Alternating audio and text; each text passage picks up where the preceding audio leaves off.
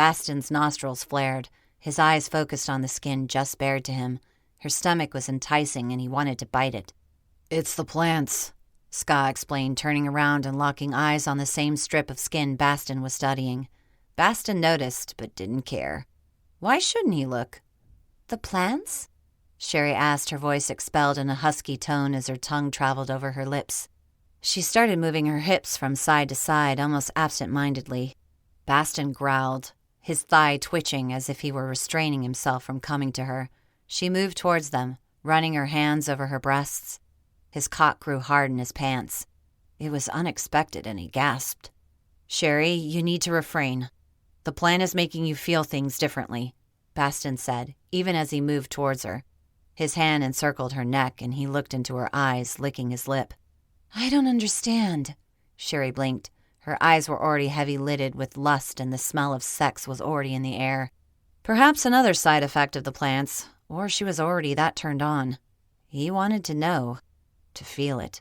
The desire was overwhelming, and fighting it was fruitless. Baston noticed Sca was glowing brighter than usual, and assumed it was because of his desire.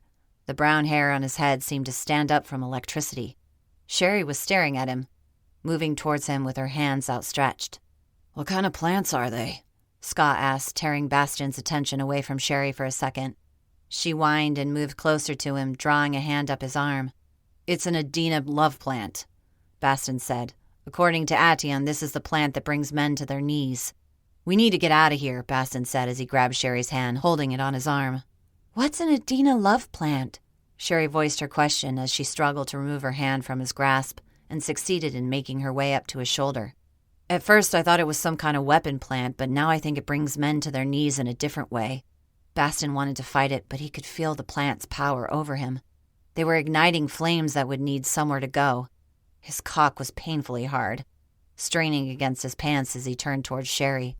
Suddenly, she pushed away and pulled her shirt over her head. "I'm just so unbelievably hot." As she exposed her skin, both men could no longer take it and moved towards her. Baston noticed Cherie's breathing had become harder as they reached for her. She reached out, feeling both of their chests, and moaned deep in her throat. "What if I don't want to leave?" Cherie asked boldly. Sca placed his hand over hers as Baston cursed next to them. This was happening. But did she really want this to happen? His head warred with his dick over the whole matter. It was becoming clear which would win the battle.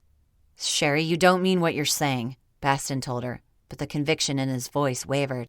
"I think I do." Her hands traveled over their chests and cupped their cheeks. The pads of her thumbs brushed back and forth over their jaws, sparking arousal so deep Baston couldn't deny it. Baston tilted his head, making her palm connect with his lips. Cherie inhaled sharply as he used his tongue to probe the inside of her hand. "Yes, that's it," she purred.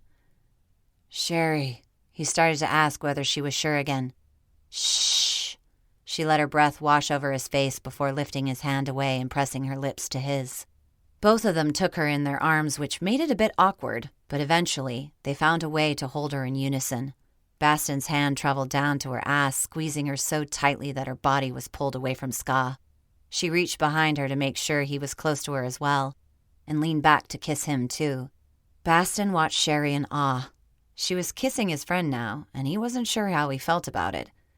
"We shouldn't be doing this," Sca said as he broke the kiss and moved to her neck.